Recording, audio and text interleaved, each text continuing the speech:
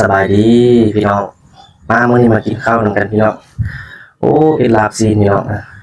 ลาบซีนสดๆมีแกงเพียนำแกงเพียมีตอนมีหยังมาแซ่บๆกันเด้อพี่น้องเด้อฝากพี่น้องกดไลค์กดแชร์เพื่อเป็นกำลังใจให้จารีเด้อพี่น้องมาโอ้ผักกับกระละย่างอยู่ข้าวเหนียวแซ่บๆแบบนี้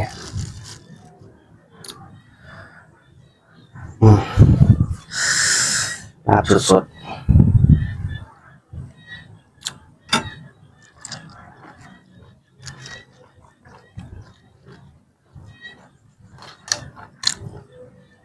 ผักกระโดน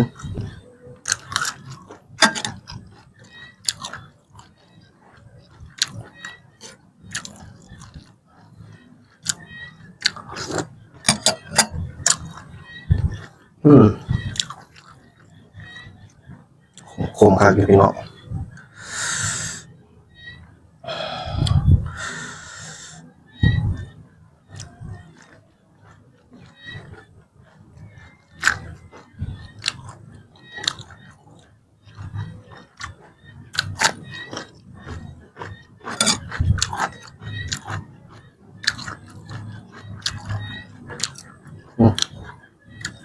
แกงเพียของผม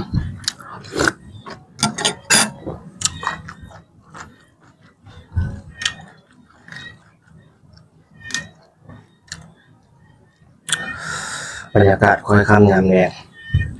เสียงเขียนห้องอีแอด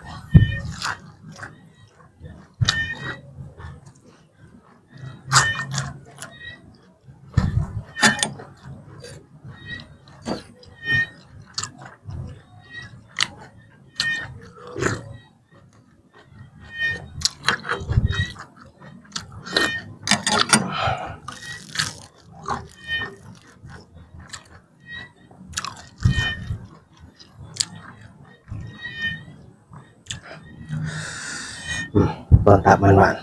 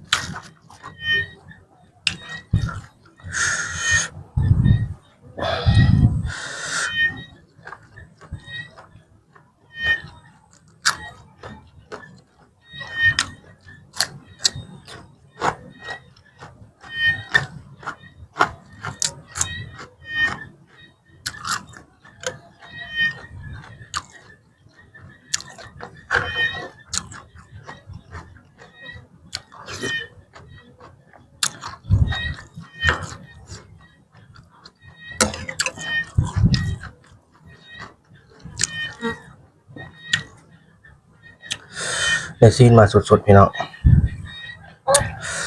เฮ็ดลาบกินประเทศไทยห้องกอยบ่กอยขมบ่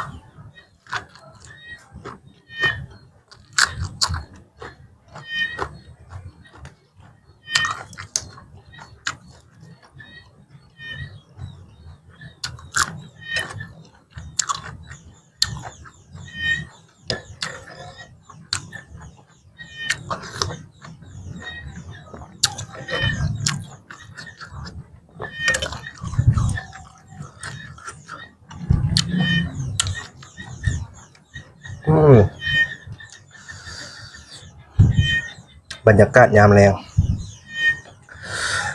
นกกำลังซอกบ่อนนอนพี่น้องเอ้ย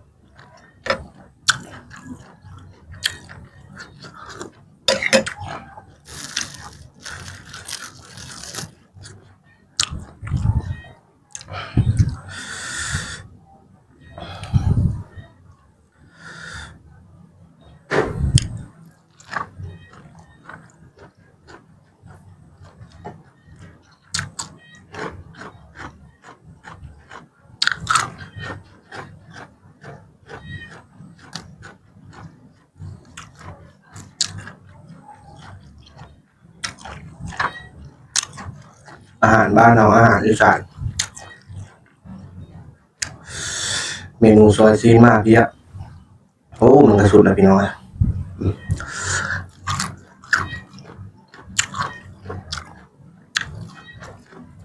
ขมล้ำ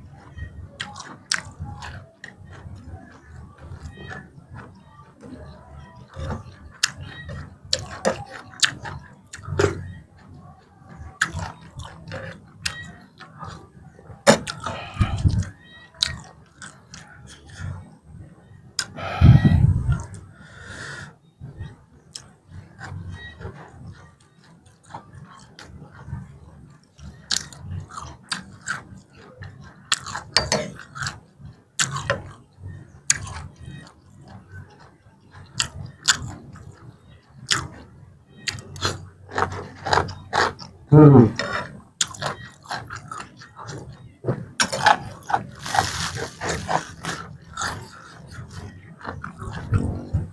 กงเอ็นกรึบ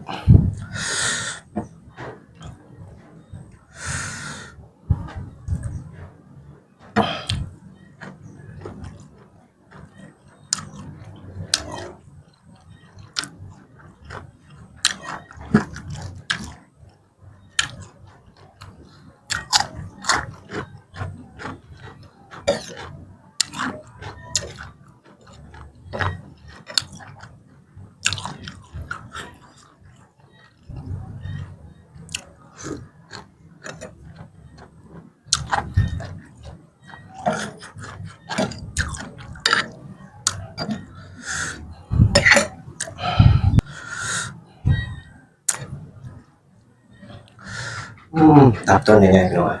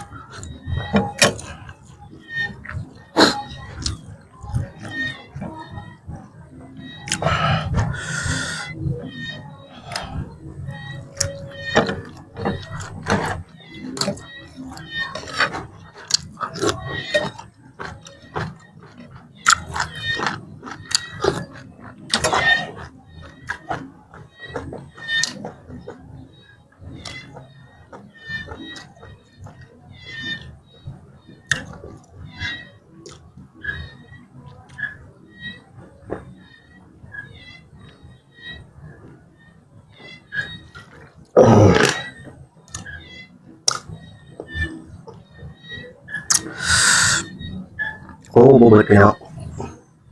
เผ็ดหลายโพดกินบ่หมดโอ้ขบคักขนาดนี้น้องเลยลาบซีนสดๆมาเพียขมๆเอาขอบใจพี่น้องที่ติดตามรับชมแต่ตัวหนึ่งชมเนาะฝากกดไลค์กดแชร์กดติดตามเพื่อเป็นกำลังใจจานนี้เด้อเดี๋ยวคลิปหน้าพอกันใหม่พี่น้อง